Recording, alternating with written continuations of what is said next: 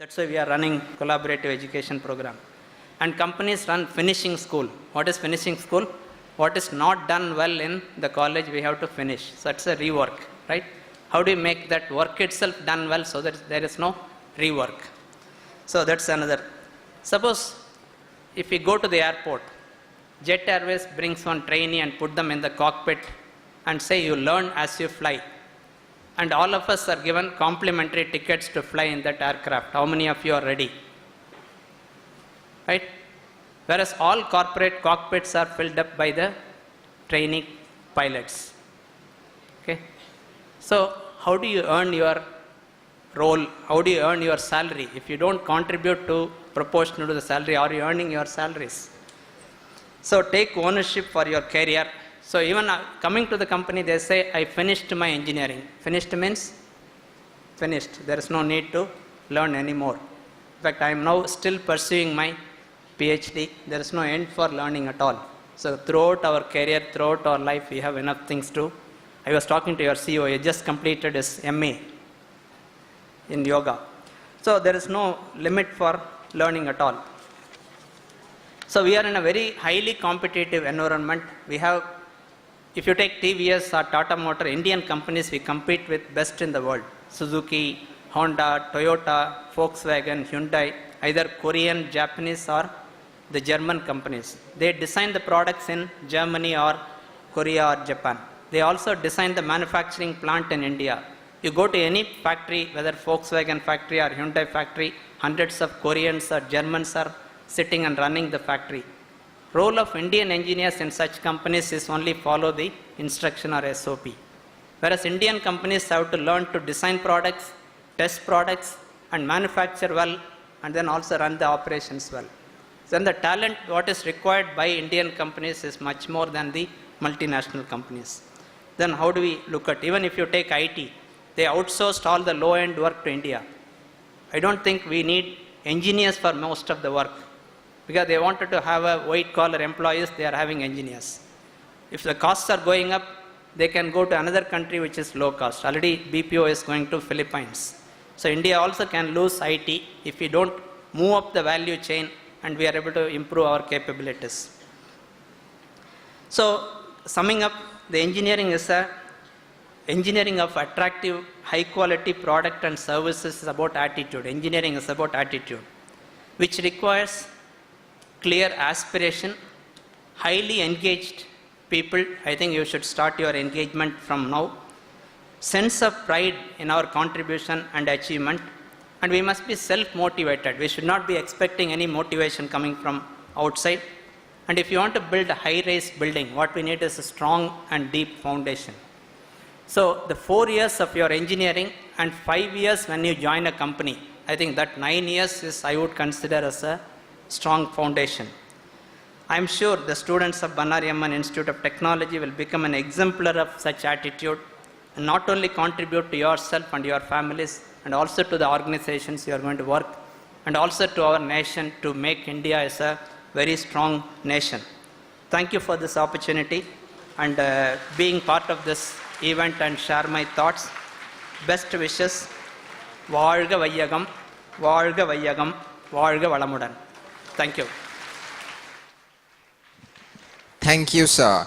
Padma Shri D.R. Karthikeyan, born in an agricultural family in the Coimbatore district, graduated in science and in law. He joined the Indian Police Service in 1964 and held various vital positions including Director of Police Academy, Mysore, Chief of Intelligence and Security of Karnataka, Director General of Central Reserve Police Force. His administrative acumen made him adorn certain key diplomatic positions including Director of Trade Promotion in Australia and Diplomat and Head of Chancery and Consular Division of the Embassy of India in Moscow. The unrelenting nature of accomplishing the task entrusted saw him being elevated to the post of Director of the prestigious Central Bureau of Investigation, whereas the Chief of Investigation, he handled the historic case of assassination of the former Prime Minister of India, Sri Rajiv Gandhi. His meticulous investigation and assiduous work in handling the case was appreciated by the Supreme Court of India during the trial and was also well appreciated by almost all prominent investigation. And as an honor for his commendable service through his career, he was conferred with the prestigious Padma Shri Award in the year 2010 by the Government of India. Sir, we request you to enlighten us with your experience. வணக்கம். வாழ்க வளமுடன். Esteemed and my dear friend Dr. S.V. Balasubramaniam, respected Thiru Koi Chelvan, esteemed Dr. Subayyan, the learned principal Dr. Rangarajan, the chief executive Dr. Natarajan, the young lady Ilamati, learned members of the faculty, fortunate students, and the vice parents who chose this institution, good evening to all of you. You heard two brilliant speeches covering almost all aspects. I'm not a stranger to this campus. I've been coming here since years together. I have seen this developing from a barren land to one of the world-class higher learning centers in India. We just heard an elaborate report of the principal about the various curricular, co-curricular, extracurricular activities and achievements of the faculty and students. Your contribution to the environment, power is being produced through solar in many places. The whole area has become a park, a forest, greenery everywhere. Out of the 5,970 students, 40% are girl students. The faculty also, out of the 400 or so, 40% are ladies. It's a great factor because today the whole country is agitated. Even the election is being fought on the various parties promising better opportunities for the ladies. You have already done it. Others are only speaking. And we also heard about the recognition of the talent, abilities and opportunities of the students and the faculty being recognized by various institutions, including the Science and Technology Department of the Government of India, CSSR and others. The infrastructure he described, and we have seen it also, perhaps among the best in the country, and being added more and more. Just now, we spoke about Kovi Chelvan, spoke about the excellent canteen facilities. We have seen it, we have tasted it again and again. That gives food for the body, which is necessary. Now, equally, giving for the food for thought, knowledge and learning, an excellent new learning center has been created. We have seen it. I have traveled in many countries, over 120 countries. I have not gone to all the libraries, but among the libraries I have seen, this is the best. This is the best. It's a world-class library with 75,000 books, about 400 journals, I am told, and also e-journals. You have access to about 8,000 or 4,000, I am not sure about that. 8,000 is it? 8,000. Amazing. I don't think any other institution of higher learning in this country provides such great opportunities to what an environment is created for learning. Not only you have got talented professors, I'm told after 400 faculty members, nearly 100 are doctorate, PhD holders, and more are getting doctorates here. Excellent hostel accommodation. Facilities even for day scholars. I think this is the only institution which gives separate place for day scholars to go and relax and come back, both for the ladies and the gents, both sides. And apart from that, you are doing achievements in cultural activities, sports activities, games, and the 3-day Futura program organized here is very popular all over. NCC, blood donation. What is it that's not happening? Everything you have been doing it. I believe that about 10,000 graduates have gone out of this institution in the last 17 years. It's a huge contribution to India, to the world at large. And in this era of knowledge, as the chairman was mentioning to you, you don't need money. Knowledge is your investment. If you have knowledge, there are people, investors from all over the world willing to come and put any amount of money on you. You have seen people started like Bill Gates or Steve Jobs.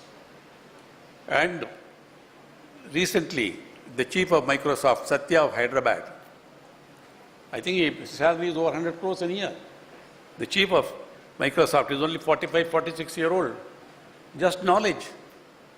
In India, in America, competing among the world's best, he was chosen because of his brain and commitment.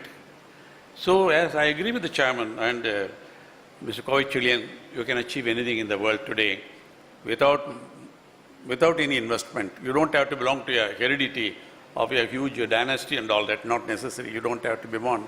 That may be true in politics, but here, knowledge is power. In an era of knowledge is power. Anyone can hope to achieve anything in life as long as they are willing to work hard. And as Mr. Kovachilian said, the foundation is very important. And here, instead of just hoping to get a degree and coming away, getting a job and going away, we have to learn the fundamentals. I didn't have that opportunity. I am from a small village, in a farming family, learnt in Panchayat school. There are 3 classes, 2 teachers. Half the time the teachers were not there.